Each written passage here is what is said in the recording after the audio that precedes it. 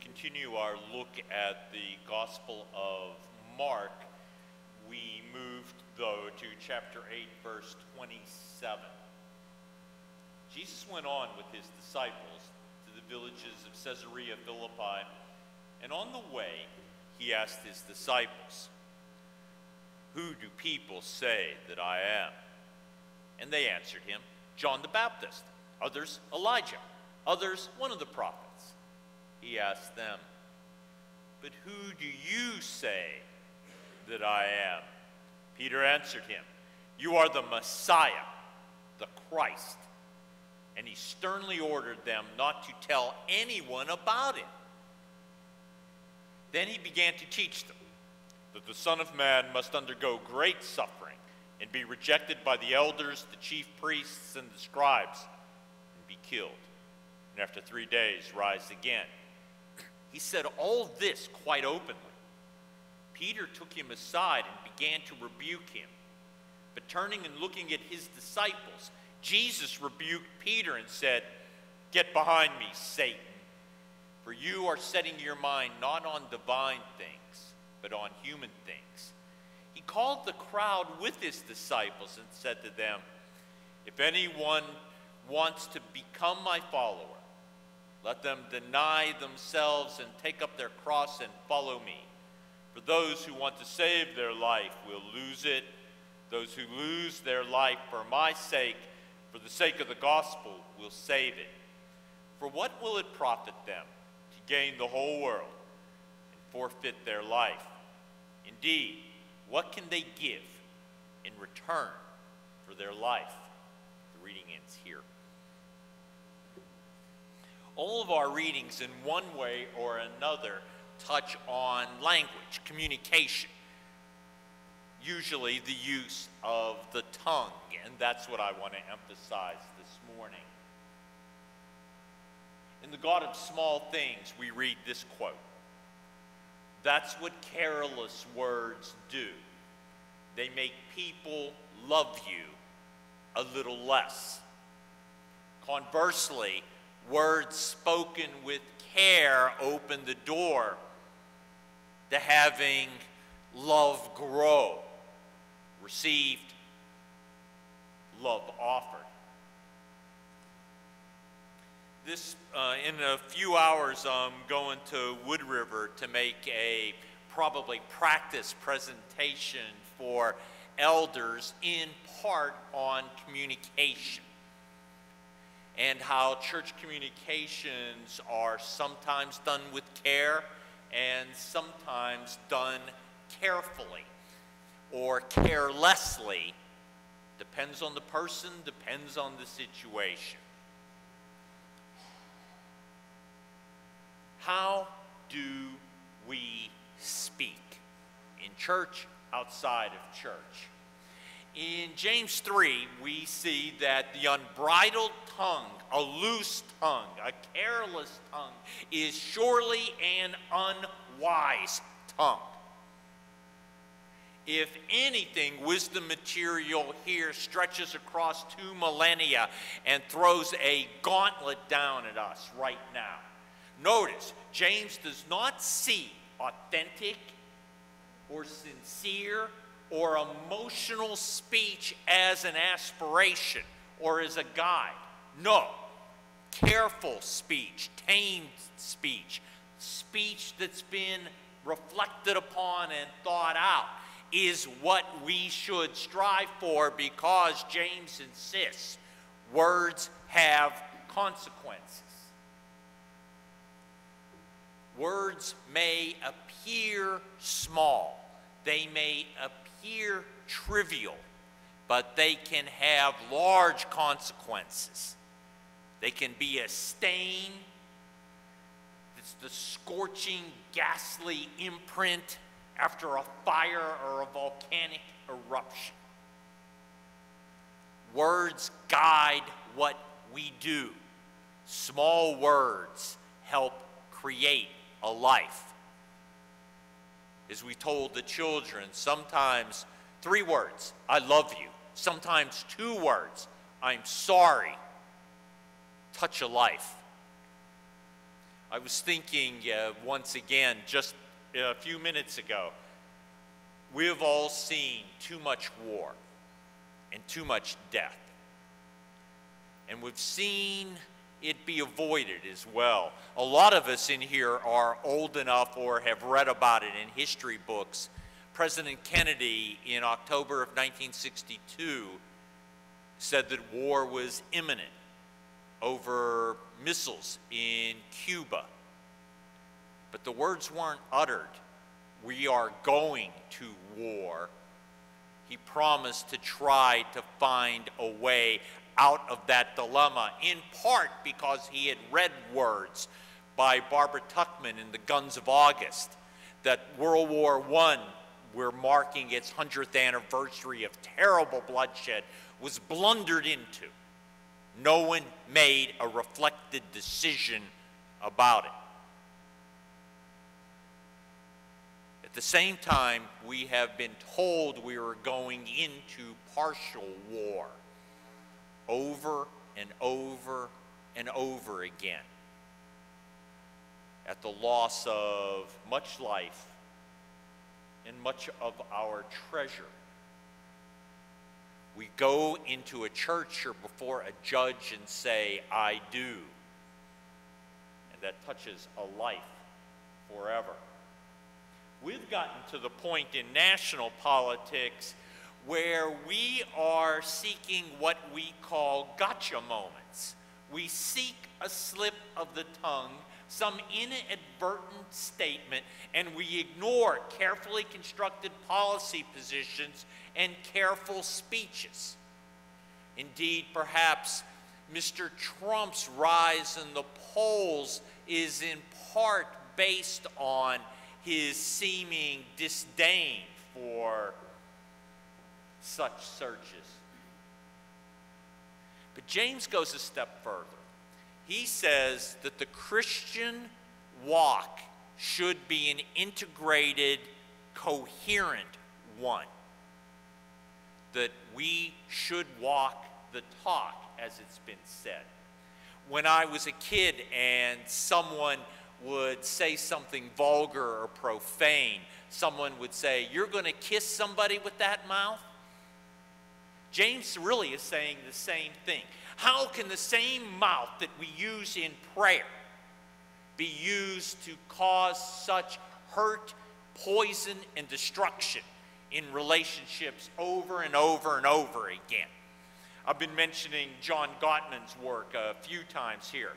One of the things he argues is that if you see signs or actions of a contempt, that someone's not worth the time of day, not worth proper respect, not worth love, those acts of contempt pile up and in the end poison a relationship, sometimes beyond repair. We talked just a few weeks ago that our constant emphasis on complaining and negative points about the other, and our constant demand that it's my way or the highway piles up. James makes us wonder, why is it so difficult to follow Gottman's rule that we should give 5 positive comments for every negative one to people we love? Why, when we're given a compliment, are we suspicious of it and suspect that it's flattering? How have we gotten to the point where this magnificent system that's been created in our lifetime, the internet, has become a hub for rude comments and sharing of vulgar sentiments constantly?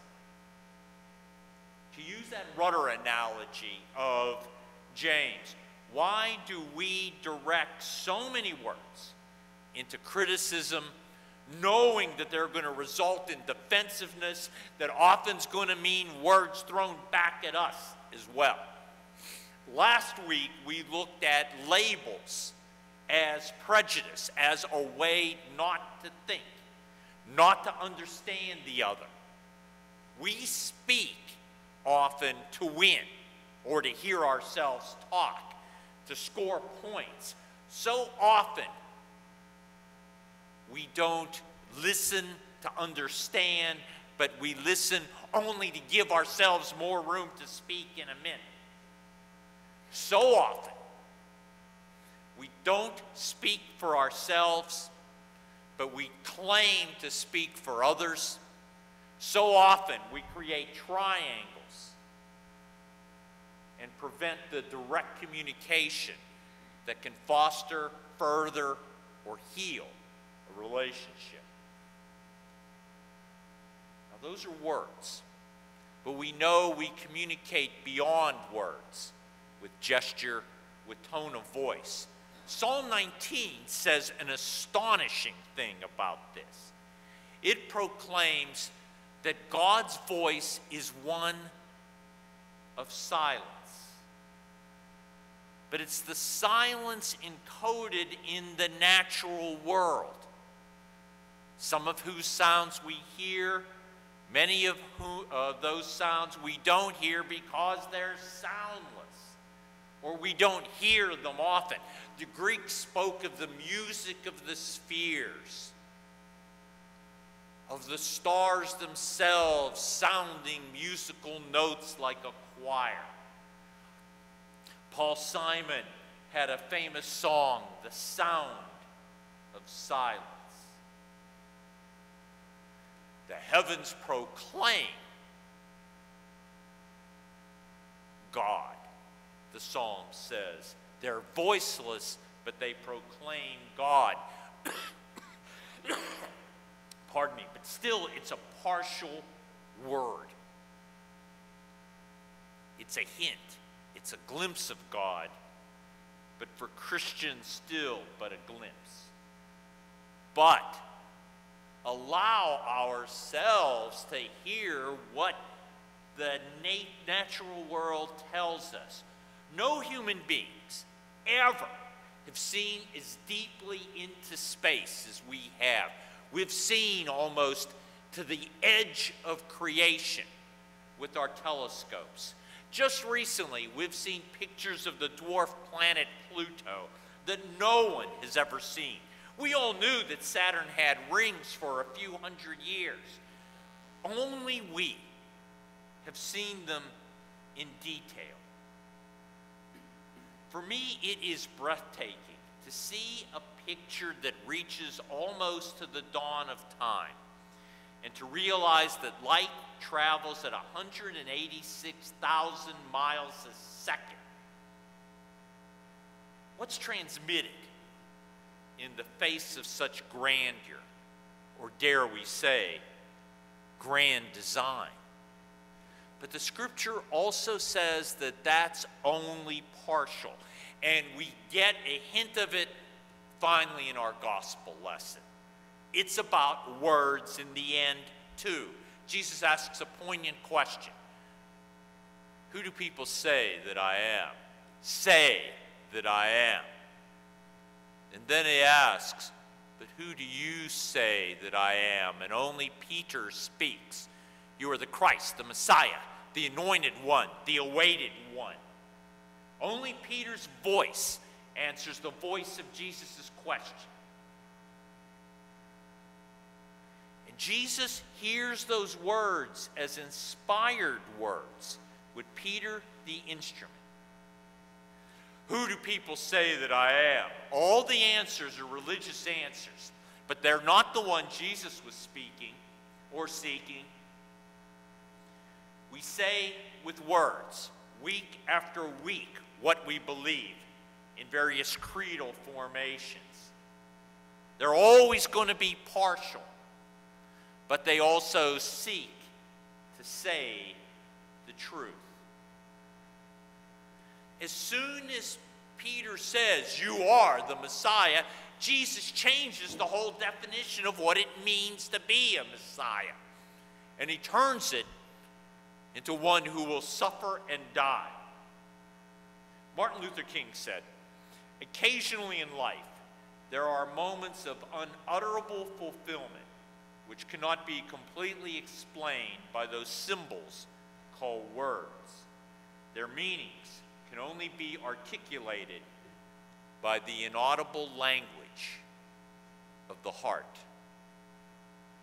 Week after week, we come to worship and try to find expression for what we believe, knowing it will always be partial, knowing that it will always be prone to mistake. But nonetheless, we try. Words do matter. We can pray and seek to shield ourselves from their harm, just as we try to shield ourselves from physical assault. We can also open wide our hearts and minds to saying and receiving words of uplift and encouragement, and yes, indeed, compliment. We can use words to try to make amends after harm has been done by them. They can help us repair a relationship after a hurt has occurred. But in the end, what James asks is just a little prudence, just a little forbearance can limit the harm we do with our words. Just a little prudence reminds us that the words we speak can connote respect to those to whom we speak. And I pray we can hear those self-same words of respect when others speak to us.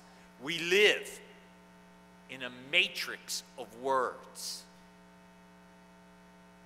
We owe it to ourselves. We owe it to our faith to once again think and reflect about the communications that flow so easily from our tongues, and now with the press of a keyboard.